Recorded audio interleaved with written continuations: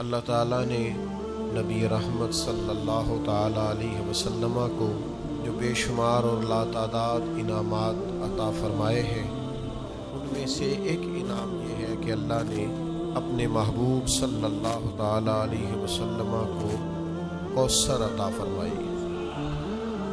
اور قرآن مجید نے ارشاد فرمایا کہ انا اعطیناک الکوثر، بے شک ہم نے آپ کو کوثر عطا فرمائی۔ یہ کوثر کیا ہے؟ ایک تو اس کے بارے میں کئی اقوال ہیں۔ ایک قول یہ ہے کہ جنت میں ایک نہر ہے جس کو کوثر کہا جاتا ہے، اور ایک وہ جام کوثر ہے جو نبی کریم علیہ السلام اپنے دست مبارک سے محشر کے میدان میں اپنے غلاموں کو کوثر کے جام پلائیں گے۔ لوگ جب پسینوں میں شرابور ہوں گے، محشر کی گرمی اور شدت سے نڈھال ہوں گے، تو جو مقامات جن پر رسالت مآب صلی اللہ تعالیٰ علیہ وسلم کی زیارت لوگوں کو نصیب ہوگی اور حضور سے ملاقات ہوگی، ان میں سے ایک جگہ وہ ہے جسے حوض کوثر کہا جاتا ہے۔ اے ساقی تیری خیر، تیرے میں کدے کی خیر، ایسی پلا کہ جس کا نشہ عمر بھر رہے۔ اور پھر اقبال کہتے ہیں کہ پلا کے گرانا تو سب کو آتا ہے، مزہ تو تب ہے کہ گرتوں کو تھام لے ساقی۔ لوگ گر رہے ہیں، محشر کی سختیاں ہیں، پسینے کی شدت ہے، اور محبوب علیہ السلام انہیں جام کوثر عطا فرمائیں گے۔ حضرت انس بن مالک رضی اللہ تعالیٰ عنہ کی حدیث ترمذی میں موجود ہے۔ آپ فرماتے ہیں جب حضور سید عالم علیہ السلام کی بارگاہ میں عرض گزار ہوا کہ یا رسول اللہ، میدان محشر میں آپ کو کہاں تلاش کروں؟ اللہ کے حبیب علیہ السلام نے ارشاد فرمایا پل صراط پہ آ جانا۔ وہاں کیا ہوگا؟ امت گزر رہی ہوگی اور حضور سلامتی سے گزرنے کی دعائیں فرما رہے ہیں۔ یا رسول اللہ صلی اللہ تعالیٰ علیہ وسلم، وہاں ملاقات نہ ہوئی تو فرمایا پھر تم میزان عمل پہ آ جانا۔ وہاں امت کے اعمال تل رہے ہوں گی اور اللہ کے حبیب علیہ السلام دعا فرما رہے ہیں۔ اور اگر وہاں ملاقات نہ ہوئی تو پھر تیسرے اور آخری بات سرکار نے یہ بیان فرمائی کہ حوض کوثر پہ آ جانا۔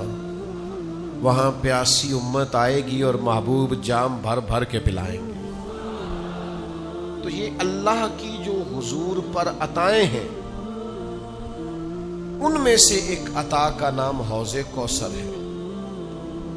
یہ کس قدر زیادہ حسین چیز ہوگی، اس میں کستوری سے زیادہ بہترین خوشبو آئے گی۔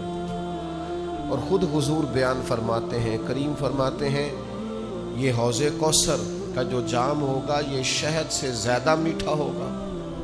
حضور سید عالم صلی اللہ تعالیٰ علیہ وسلم نے یہ نہیں فرمایا شہد جتنا میٹھا ہوگا، فرمایا شہد سے زیادہ میٹھا ہوگا اور دودھ سے زیادہ سفید ہوگا۔ اب جس نے دودھ دیکھا ہے وہ غور کرے، جو چیز اس سے بھی زیادہ پیاری ہوگی وہ کتنی کو پیاری ہوگی، اور جس نے شہد چکھا ہے وہ غور کرے کہ جو شہد سے بھی زیادہ میٹھا ہوگا وہ کتنا کو میٹھا ہوگا۔ اے ساقی تیری خیر، تیرے میں کدے کی خیر، اب ایسی پلا کہ جس کا نشہ عمر بھر رہے۔ تو اس کی یہ کیفیت حوض کوثر کی جو میدان محشر میں، یہاں بھی سبیلیں لگتی ہیں،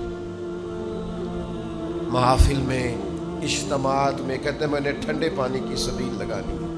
ہم پوچھتے ہیں صرف ٹھنڈا؟ کہتے ہیں نہیں، ٹھنڈا بھی اور میٹھا بھی۔ پھر کچھ تھوڑا اور آگے بڑھتے ہیں، کہتے ہیں میں نے بھی سبیل لگانی ہے۔ کس بات کی؟ کہتے ہیں میں نے سبیل لگانی ہے دودھ کی۔ اور پھر اس پر کچھ لوگ کھڑے ہوتے ہیں، وہ مسکرا کے جام دے رہے ہوتے ہیں، اور وہ پلا رہے ہوتے ہیں، اور پینے والے بصد شوق اپنی پیاس بجھانے کے لیے، اور بعض اوقات لوگ دیر سے پہنچتے ہیں کیونکہ دور سے چلتے ہیں، تو آتے ہی چاہتے ہیں کہ کچھ تھوڑا سا نا پینے کو ملے تو اعلیٰ حضرت بریلوی فرماتے ہیں محشر میں پتہ کیا ہوگا؟ ٹھنڈا ٹھنڈا میٹھا میٹھا. پیتے ہم ہیں پلاتے یہ ہیں. ہم پئیں گے اور حضور ہمیں پلائیں گے. محشر کے میدان میں بھی سبیل لگے گی. تو وہ کس برتن سے پلائیں گے؟ حضور نے برتنوں کے بارے میں بھی بتایا. یہ بھی حدیث میں موجود ہے. نبی پاک علیہ السلام فرماتے ہیں سیاہ رات میں جتنے تارے آسمان پر نہیں چمکتے اتنے جنت کے برتن آئیں گے جن برتنوں سے میں اپنے امتیوں کو جام کوثر پلاؤں گا. اتنے برتنوں. اور یہ آپ ذرا غور فرمائیے، یعنی شہد سے زیادہ میٹھا، دودھ سے زیادہ سفید، کستوری سے زیادہ خوشبودار. اب اگلی جو بات ہے نا وہ زیادہ قابل غور ہے، اور زیادہ قابل غور ہے، اور زیادہ قابل غور ہے، اور زیادہ قابل غور ہے. وہ ٹھنڈا بھی بڑا ہے، میٹھا بھی بڑا ہے، سفید بھی بڑا ہے، خوشبو بھی بڑی ہے. برتن بھی وہ ہے جو آسمان کے ستاروں کے برابر برتن ہے. اور ان سب سے بڑا لطف یہ ہے کہ ملے گا مدینے والے محبوب کے ہاتھوں سے. جام کوثر حضور پلائیں گے، نبی کریم علیہ السلام کے دست مبارک سے ملے گا، حضور عطا کریں گے. یہ ایسی بات ہے کہ جس پر انسان کی روح وجد کرتی ہے کہ یعنی حضور کے دست مبارک سے.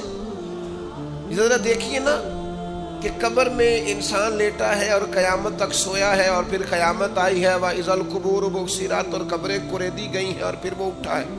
يَوْمَ نَحْشُرُ الْمُتَّقِينَ إِلَى الرَّحْمَنِ وَفْدًا، پھر وہ اللہ کے حضور مہمان بنا کر پیش ہونے والا ہے. پھر وہ محشر کے میدان میں آیا ہی ہے، اسے سبیل نظر آئی ہے.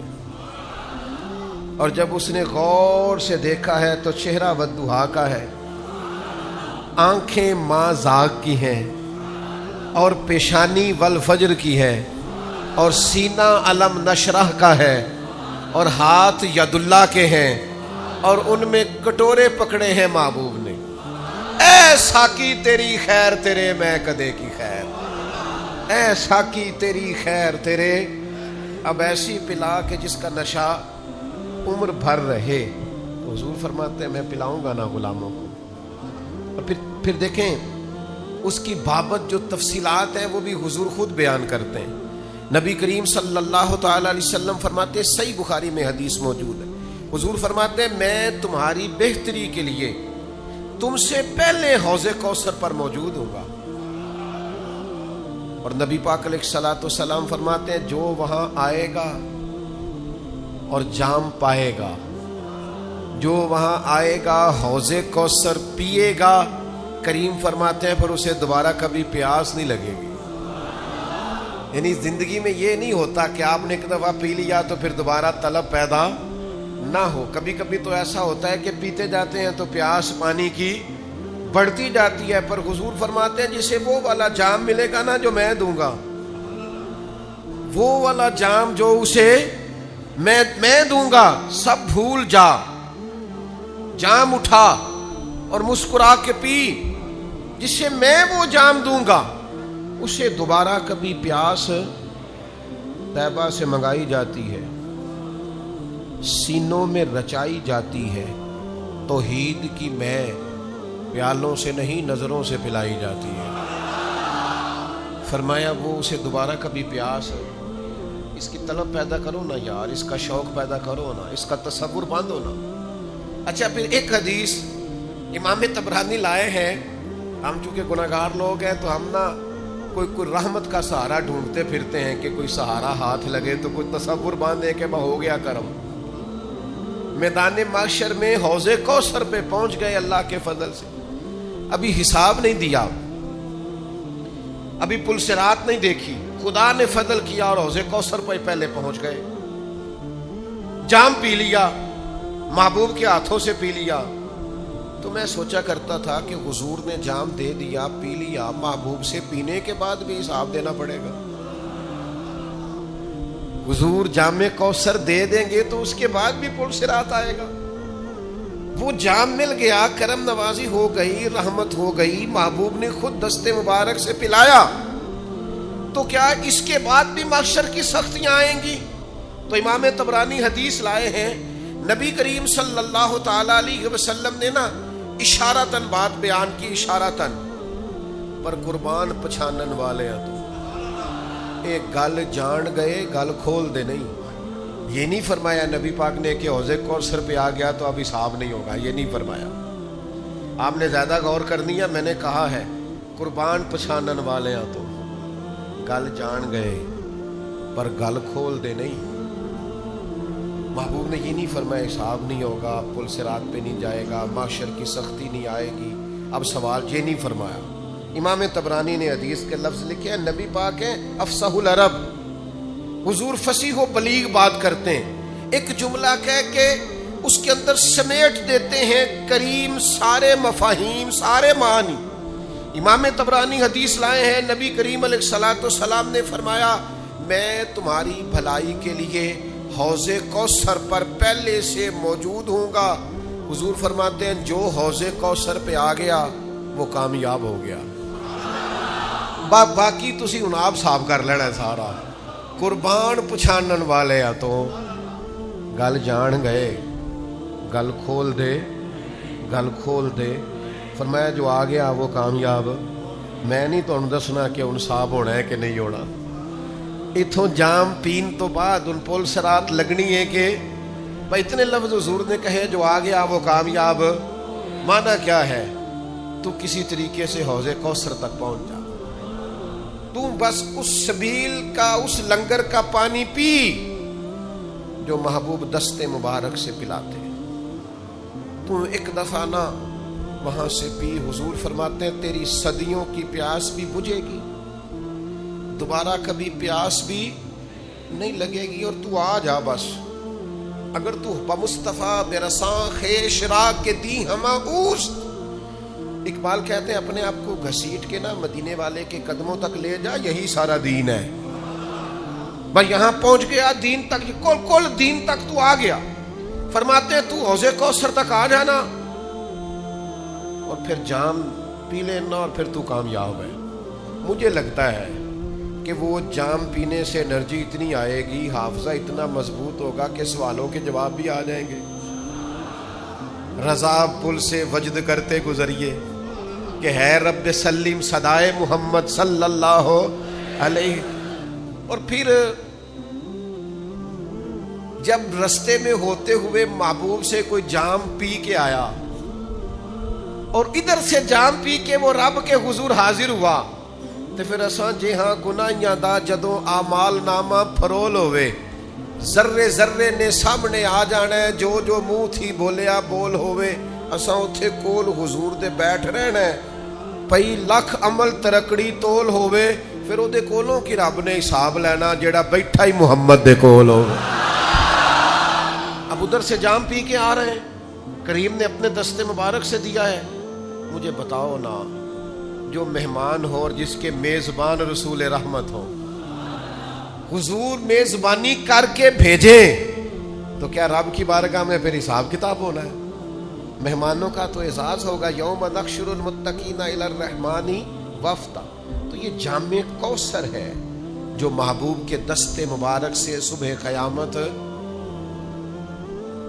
اللہ تعالیٰ سب کو جام کوثر عطا فرمائے، سب کے ماں باپ کو عطا فرمائے، بہن بھائیوں کو عطا فرمائے، بیوی بچوں کو عطا فرمائے، پڑوسیوں کو عطا فرمائے، سنگیوں کو عطا فرمائے، پیر بھائیوں کو عطا فرمائے، استادوں کو عطا کرے، مرشد کو عطا کرے، شاگردوں کو عطا کرے۔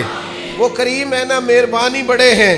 یہ کوئی عام جام ہے جو ختم ہو جائے گا؟ وہاں سے کل کائنات بھی پیے گی تو انشاءاللہ پیتی ہی رہے گی، وہ پیتی رہے گی۔ 2 کلو کھجوریں دی تھی نا حضرت ابو ہریرہ کو، فرمایا کھولنا نہ بکھاتے رہنا۔ فرماتے ہیں جناب عثمان غنی کا دور آ گیا، وہ 20 سال تک کھائی ہیں، ختم ہی نہیں ہوئی۔ وہ تو ایک دن کھول بیٹھے، شرط جو تھی وہ انسان کی فطرت ہے نا، اسے کہا جائے ساری جنت سے کھاؤ، درخت کے قریب نہ جانا۔ اتنی بڑی جنت چھوڑ کے پھر انسان چلا ہی جاتا ہے، تو دیکھ بیٹھے۔ تو بھائی حوضے کو کچھ لوگ ایسے ہوں گے جن کو جام کوثر بڑا خوب ملے گا، خوب ان کو نوازا جائے گا، جام کوثر دیا جائے گا۔ یا رسول اللہ سب سے پہلے کسے ملے گا؟ ہمارے ہاں نہ دوستیاں بنتی ہیں، تعلقات بنتے ہیں، پر وہ اس طرح بنتے ہیں یا مزاج ملتے ہوں یا مفادات ملتے ہوں۔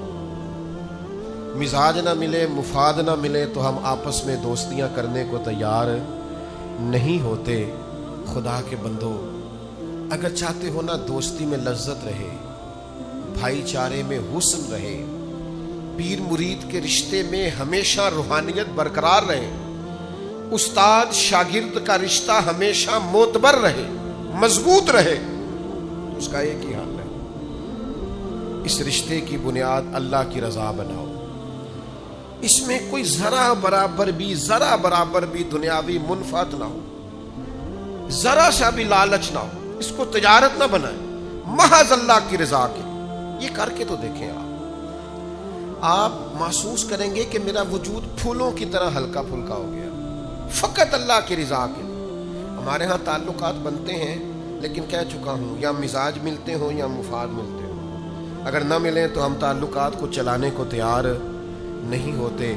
میرے نبی پاک علیہ الصلوۃ والسلام نے ارشاد فرمایا، کنز الامال میں حدیث موجود ہے، حضور فرماتے ہیں میرے حوض کوثر پر سب سے پہلے وہ لوگ آئیں گے جو ایک دوسرے سے اللہ کی رضا کے لیے محبت کرنے والے ہوں۔ سب سے پہلے انہیں جام ملے گا، یہ بتانا نہ کسی کو، لیکن اپنے دل سے پوچھ لینا ہے صحیح کسی سے اللہ کی رضا کے لیے محبت؟ کوئی لالچ نہیں۔ ہمارے اسا فرمایا کرتے تھے ہم تو کسی سے اس بات کا بھی وہ درویش تھے نا، ایک تو انہوں نے اپنے مرشد سے کہا ایک نظر ہی ڈال دے، تو فرمانے لگے تو نے تو کہا تھا کہ تو کبھی سوال ہی نہیں کرے گا، پوری نظر کا ہی سوال کر دیا تو نے۔ اتنا بھی لالچ منع ہے، اتنا بھی بوجھ منع۔ جب آپ نے محض اللہ کے لیے پیار کیا تو مسکرا دے تب بھی ٹھیک ہے، ناراض ہو جائے تب بھی ٹھیک ہے، آ جائے تب بھی ٹھیک ہے، منع کر دے، وہ جس حال میں پھر رہے، کیونکہ ہماری محبت اس لیے نہیں کہ میری بات مانے گا تو محبت ہے، اس لیے نہیں کہ میرے ساتھ ٹھیک چلے گا تو محبت ہے، میرے طرف آئے جائے گا، محبت تو ہے اللہ کی رضا کے لیے۔ تو جب اللہ کے لیے محبت ہے تو پھر اس میں ذرا سا بھی کہیں کوئی شائبہ اپنی مرضی کا نہیں ہونا چاہیے۔ فرمایا تو محض اللہ کے لیے اگر کسی سے محبت کرتا ہے تو سب سے پہلے کوثر کا جام، تو سب پیچھے تعریف سن لی یہ ساری کوثر کی، فرمایا پہلا جام ان کو ملے گا جو کسی سے پیار کریں گے تو محض اللہ کی رضا کے لیے کریں، یہ کریں، یہ نہیں ہے تو بنائیں، یہ اگر گنجائش ابھی تک سینے میں نہیں ہے تو یہ پورا باب ہے بخاری مسلم میں، کسی سے محبت کرنی ہے تو اللہ کے لیے، کسی سے نفرت کرنی ہے تو اللہ کے لیے، اپنی ذات کا بیچ میں سے سارا معاملہ ختم کر دیں۔ دوسرا پہلو یہ ہے کہ جام کوثر پہ وہ شخص آئے گا جو نبی پاک علیہ السلام سے کیے ہوئے وعدے پورے کرے گا۔ ہم جب کلمہ پڑھتے ہیں نا تو ہمارا حضور سے ایک معاہدہ ہو جاتا ہے کہ آپ نبی ہیں، ہم امتی ہیں، آپ آقا ہیں، ہم غلام ہیں، آپ ہمارے پیشوا ہیں، مقتدا ہیں، ہم آپ کے قدم بقدم چلنے والے۔ اب ہمیں اپنی مرضی نہیں کرنی، سنت اور شریعت کو دیکھنا۔ تو جو یہ وعدہ پورا کرے گا وہ حوض کوثر پہ آئے گا، اسے جام ملے گا۔ اور نبی کریم علیہ السلام نے فرمایا، مسند ابو یعلا میں حدیث موجود ہے، فرمایا جو مجھ سے کیے ہوئے وعدے توڑے گا وہ میری شفاعت نہیں پائے گا اور حوض کوثر پر بھی میرے پاس نہیں آ سکے گا۔ اسے وہاں آنے کی توفیق یار کیا دیر ہے سنت پر عمل کرنے میں؟ مجھے بتاؤ نا، کیا مجبوری ہے ہم شریعت اور سنت کا پاس نہیں کرتے؟ مجھے بتاؤ، نماز پابندی سے پڑھنے میں آخر کون سی دقت ہے؟ سچ بولنا آخر کتنا کو مشکل ہے؟ یہ حضور کی سنتیں، دل کو سینے اور بغض سے پاک رکھنا آخر کتنا کو مشکل ہے؟ وہ میرے بھائی یہ داڑھی اللہ نے مرد کو دی ہے، بی بی کو دی ہی نہیں اللہ نے۔ رب چاہتا ہے مرد کے چہرے پر دیکھنا پسند، آخر کیا دشواری؟ اس کا کوئی بوجھ ہے؟ کیا مشکل ہے؟ کیوں نہیں سمجھتے؟ کس بات کا انتظار؟ ہمارے بیچ میں کتنے لوگ اٹھ نہیں گئے، دنیا چھوڑ نہیں گئے، ہم نے بیٹھے رہنا ہے؟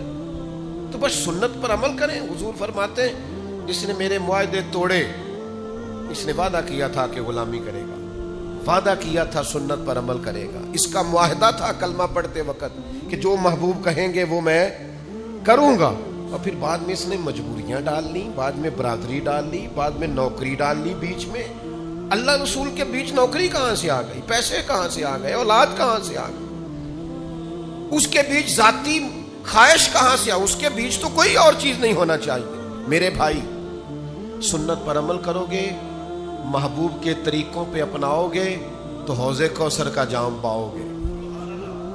اور تیسرا، امام حسن روایت کرتے ہیں، مسند احمد میں موجود ہے، نبی پاک نے فرمایا جو میری اولاد سے بغض رکھے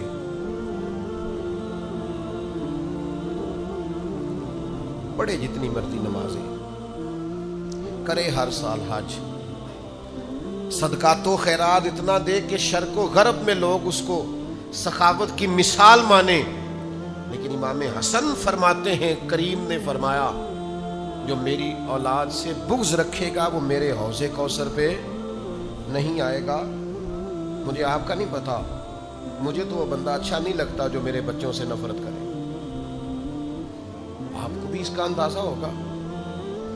ہماری مائیں کہا کرتی تھی میرے بچیاں نے سر تے کدے ہاتھ نہیں رکھیا، مینوں کیویں چنگے لگ سکتے، وہ بھائی نہیں اچھا لگتا وہ شخص۔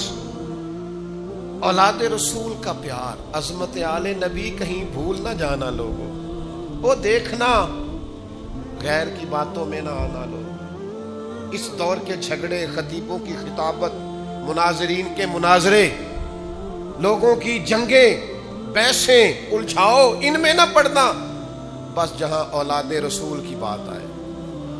بھئی اصلاں نال جے نیکی کریے اور نسلاں تاک نہیں بھول دے، محبوب کی اولاد کی نوکری کرنا، خدمت کرنا، غلامی کرنا، ڈیوٹی کرنا، اس کو بھول نہ جانا۔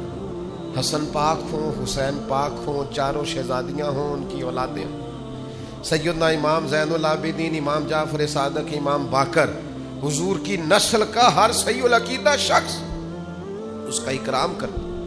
اعلیٰ حضرت فرماتے ہیں جب تک اس کی گمراہی کفر تک نہ پہنچ جائے اس کی تکریم کرو۔ یہ حضور کی اولاد ہے، تیری نسل پاک میں ہے بچہ بچہ نور کا، تو ہے عین نور تیرا سب گھرانہ نور کا۔ یہ اپنے ذہن میں بٹھائیں بات کو، اس کو جگہ دیں۔ یہ خطابت نہیں، یہ کوئی محرم کا خطبہ جمعہ کا عنوان نہیں، یہ ایمان ہے، ایمان کے تقاضے کو سمجھیں۔ جامع کوثر کی شانیں تو آپ سن ہی چکے ہیں نا، اللہ کے حبیب نے ہمیں بتایا کون کون آئے گا اور کون کون، تو یہ ساری آج ابھی سے ہی تشریحات سننا لے بھلا کون جا سکے گا اور کون نہیں جا سکے گا۔ وہاں جانے کے لیے اعمال کرنے ہیں، وہاں جانے کے لیے آج تیاری کرنی ہے، ٹکٹیں وقت پہ بک کرنی ہے، وہاں کے لیے ابھی سے آپ نے اپنے آپ کو ذہناً اور عملاً تیار کرنا ہے۔ یہ حدیث بھی سنیے، صحیح ابن حبان میں موجود ہے، اللہ کے پیارے حبیب صلی اللہ تعالی علیہ وسلم نے فرمایا، اور کس انداز میں فرمایا؟ حضور نے فرمایا میری بات سنو اور یاد رکھنا۔ تو صحابہ فرماتے ہیں ہم تنگوش ہو گئے، حضور خاموش ہو گئے۔ تھوڑی دیر کے بعد پھر فرمایا میری بات سنو اور یاد رکھنا۔ یہ کہہ کہ حضور خاموش ہو گئے، ہم تنگوش ہو گئے۔ کریم آپ تو اشارتاً کوئی بات کر دیں تو کمال ہو جاتی، اور آپ نے ایک دفعہ نہیں 3 دفعہ فرمایا، تیسری دفعہ فرمایا سنو اور یاد رکھنا۔ 3 دفعہ محبوب نے تاکید کی، توجہ دلائی، پھر اگلے جملے ارشاد فرمائے۔ حضور علیہ الصلوۃ والسلام فرمانے لگے سنو، میرے بعد ظالم حکمران آئیں گے، فرمایا تم نہ ان کے جھوٹ کی تصدیق کرنا اور نہ ان کے ظلم میں ان کی معاملت کرنا، ان کے جھوٹی باتوں میں ان کی تصدیق نہ کرنا۔ میں فلانی پارٹی کا ممبر ہوں تو جو مرضی وہ پارٹی کہے میں ہر صورت ان کے ساتھ، جھوٹ کا ساتھ نہ دینا اور ظلم پر ان کی معاملت نہ کرنا۔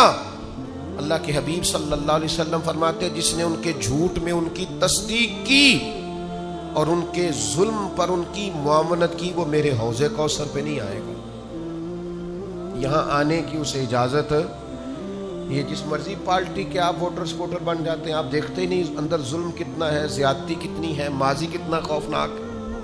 سوچ سمجھ کر. اس لیے کہ یہ آپ مت سمجھیں کہ میرا ایک حکمران سے تعلق ہے، یہ مت سمجھیں کہ میں ایک حکومت کا معاون ہوں. یہ حکومتوں سے تعلق، یہ معاونت، یہ تصدیق، یہ کہیں ایسا نہ ہو کہ حضور کی دست مبارک سے جام کوثر پینے کے راستے میں رکاوٹ بن جائے. اپنی معاملات زندگی کو مرتب کریں. یہ آپ کو ابھی سے تیاری. دیکھو نا، کسی بڑے ہوٹل سے بھی کھانا کھانا ہو تو بکنگ پہلے کرانی پڑتی ہے نا، لوازمات پورے کرنے پڑتے ہیں نا. او میرے بھائی، حوض کوثر سے جام پینا ہے تو تیاری نہیں کرنی؟ حضور کے دست مبارک سے آپ نے سیراب ہونا ہے تو اس کے لیے آپ نے وہ ساری چیزوں کو غور نہیں کرنا؟ میں ہمیشہ دوستوں سے کہا کرتا ہوں، پھر کہتا ہوں کہ خدا را آپ حق کی حمایت نہیں کر سکتے تو باطل کی تو نہ کریں. یہ برادریزم اور پارٹی، ان سے تھوڑا سا اجتناب کریں تاکہ کسی بنیاد. امام اعظم ابو حنیفہ سے کہا تھا بادشاہ نے آپ میرے چیف جسٹس بن جائیں، تو فرمایا تیرے جیسے ظالم کی حکومت میں عہدہ لے لوں، تیرا معاون بن جاؤں. فرمایا میں اس قابل ہی نہیں، میں چیف جسٹس بنوں. کہنے لگا آپ جھوٹ بول رہے ہیں. تو فرمانے لگے پھر جھوٹا جج تو نہیں نہ ہو سکتا. قید کر دیا اس نے، سزا دے دی، جیل سے جنازہ نکلا، پر ظالم سے عہدہ قبول. یہاں تو لوگ اتاولے ہو رہے ہیں، دیوانے ہیں، کوئی عہدہ ملے صحیح، کوئی مل جائے، بالکل نکمہ مل جائے، جو سمجھ میں بھی نہ آتا ہو کہ بھلا اس میں کیا ہوتا ہے، وہ بھی لوگ لے لیتے ہیں. اشتہار پہ لکھا ہوتا ہے فلانے کو فلاں بننے پر مبارک دیتے ہیں. ایک بچہ مجھ سے پوچھنے لگا یہ کیا بنا ہے؟ میں کہا مینوں بھی نہیں پتا پتر، عہدے یہ کچھ سمجھ ہی نہیں آتی. تو اجتناب کریں. یہ 3 دفعہ حضور نے توجہ دلا کے کہا کہ اس کام سے بچیں. پھر چھٹی بات، یہ بھی کنز العمال میں حدیث موجود ہے. حضرت ابو ہریرہ رضی اللہ تعالیٰ عنہ حدیث کے راوی ہیں، اور جملوں کی بلاغت دیکھیں کتنی مضبوط ہے، الفاظ کی ترتیب دیکھیں، حضور نے کس طرح نصیحتیں کھول کھول کے بیان کر دی، اور کس طرح اللہ کے حبیب علیہ السلام نے ہمیں تاکید کر دی. اور اتنے گہرے جملے ہیں کہ بہت ساری تشریحات اور تفصیلات کی حاجت ہی نہیں رہتی. اللہ کے حبیب صلی اللہ تعالیٰ علیہ وسلم نے فرمایا لوگوں کی، خواتین کی، دوسروں کی عورتوں کی عزت اور عفت اور عصمت کا خیال رکھنا، تمہاری عورتوں کی عزت محفوظ رہے گی. چاہتے ہو کہ بہو بیٹیاں گھر میں محفوظ رہیں تو ان کے لیے بہت زیادہ پردے لگانے سے عزتیں محفوظ نہیں ہوں گی. اونچے گھر بنا دینے سے، ممٹیوں کو تالے لگا دینے سے عزتیں محفوظ نہیں ہوں گی. فرمایا دوسروں کی عورتوں کی عزتوں کی حفاظت کرو، اللہ تمہاری عورتوں کی عزتوں کو محفوظ فرما دے گا. سادی سی بات حضور نے بیان کر دی. اور نبی کریم صلی اللہ تعالیٰ علیہ وسلم کی اس حدیث میں اگلے جملے یہ ہیں کہ اپنے والدین کے ساتھ نیکی کرو، تمہاری اولاد بھی تمہارے ساتھ بھلائی کرے گی. نہ لوگوں کو بتاؤ کہ میں بڑا فرما بردار تھا والد صاحب کا اور والدہ کا. اپنے آپ سے پوچھ لو، اکیلے بیٹھ کے دیکھ لو کہ وہ راضی گئے. ہمارے استاد صاحب ایک جملہ کہا کرتے تھے، کہتے تھے جائیدادیں تو زیادہ نہیں بنا سکا، کوئی عہدہ تو نہیں لے سکا، پر میں وہ خوش نصیب ہوں جس کی ماں بھی راضی گئی، باپ بھی راضی گیا، استاد بھی راضی گئے، پیر بھی راضی گئے. آخر میں فرماتے تھے امید ہے اللہ رسول بھی راضی ہوں گے، راضی ہوں گے. بھائی فرمایا اپنے والدین سے نیکی کرو، تمہاری اولاد بھی تمہارے ساتھ ہے. لیکن اگر کوئی والدین کو چھوڑ ہی اس لیے جائے کہ میرے بھی بچے ہیں، میں آپ کے خرچے پورے کروں کہ اپنے بچوں کے کروں، آپ کی ڈیوٹی کروں کہ اپنے بچوں کی کروں. جو بچوں کا نام لے کے باپ باپ کو چھوڑ جائے وہ کیا امید رکھتا ہے کہ صرف 18-20 سال کا فرق پڑتا ہے؟ وہ بچے بھی کہتے ہیں بس ابا جی ختم معاملہ. آپ کے بھی بچے تھے، اب ہمارے بھی بچے. تو میرے بھائی حضور نے فرمایا اگر چاہتے ہو تمہاری اولاد تمہاری خدمت کرے تو اپنے والدین کے ساتھ. اب یہ جو آخری جملہ ہے نا حدیث کا، میرا بڑا ہی دل کرتا ہے کہ آپ سارے توجہ سے سنیں. میرا دل کرتا ہے آپ اس کو زیادہ خوبصورتی سے سنیں. پہلا حضور نے فرمایا اس حدیث میں جملہ کریم فرمانے لگے اگر تم چاہتے ہو کہ تمہارے گھر میں عورتوں کی عزت عفت عصمت محفوظ رہے تو دوسروں کی عورتوں کی عزتوں کی حفاظت کرو. اگر تم چاہتے ہو تمہاری اولاد تمہاری فرما برداری کرے تو اپنے ماں باپ کی فرما برداری کرو. اور تیسرے نمبر پر نبی پاک علیہ السلام نے فرمایا جس کا بھائی اس کے پاس معذرت لے کے آیا اور اس نے اس کی معذرت قبول نہ کی وہ میرے حوض کوثر پہ نہیں آ سکے. بھائی معافی مانگنے آیا تھا, معافی مانگنے آیا, وہ عذر لے کے آیا تھا, اس نے چاہا تھا کہ مجھ سے غلطی ہو گئی, چلو میرا بھائی مجھے, پر اس نے کہا میں معاف. فرمایا ٹھیک ہے پھر تو حوض کوثر پہ نہیں آ سکے, معاف کر دیں بھائیوں, درگزر کر دیں عزیزوں سے, معافی دے دے دوستوں کو. اگر حوض کوثر کا جام پینا ہے تو سودا مہنگا نہیں ہے. نا دنیا میں ایسے بھائی جنہوں نے مشکل وقت میں بھائیوں کو بڑا ستایا ہیں, جنہوں نے جائیداد کے معاملے میں بھائیوں کو بڑا ستایا ہیں, انہوں نے یہ نہیں دیکھا کہ ہمارے بھائی نے کس مشقت سے پردیس میں کمائی کی ہے, انہوں نے بڑی تکلیف دی ہے. بھائی نیکی کرتا رہا, یہ زیادتی کرتے رہے, لیکن سودا مہنگا نہیں سستا ہے. میرے حبیب نے فرمایا چل تو اسے معاف کر دے, میں تجھے حوض کوثر کا جام دے دوں گا. میرا خیال ہے سودا مہنگا دیتے ہیں, تکلیف بھائی بڑی دیتے ہیں, بعض اوقات مشکل وقت میں چھوڑ جاتے ہیں, پلو باندھ کے سائیڈ پہ ہو جاتے ہیں. چھوٹے بہن بھائیوں کو دیکھ کے کہتے ہیں بھائی ساڑھے اپنے بھی بال نہیں, انہوں نے سوچیے کہ اپنے کہتے ہیں ہاں ہاں لیکن معاف کر دو. بھائیوں کے لیے نہیں, مدینے والے کی بارگاہ سے جام کوثر کے لیے. آج نہ نماز پڑھو نہ جب اللہ اکبر کہنے سے پہلے پہلے معاف کر دو. کو تیری زیادتیاں یاد ہیں, تیرے دکھ یاد ہیں, تیرے دیے ہوئے سارے کھاؤ یاد, تیری کی ہوئی ساری باتیں یاد ہیں, دل کی تختی پہ لکھے ہیں مشکل وقت میں تیرے بولے ہوئے جملے, تیری بیوی کی ہوئی باتیں, حتیٰ کہ تیرے سسرال کے کہے ہوئے ایک ایک لفظ یاد ہیں. پر جا تجھے معاف کیا, ہم نے سودا کر لیا ہے مدینے والے حبیب سے, ہم نے حضور سے سودا کیا ہے. حضور نے کہا ہے کہ تو بھائی کو معاف کر کے آنا, میں تجھے کوثر کا جام دوں. تو ارادہ کر لیا ہے کوثر کا جام پینا ہے, کوثر کا جام پینا ہے. تو بھائی معاف کر دیں, درگزر کر دیں. آج اللہ اکبر کہنے سے پہلے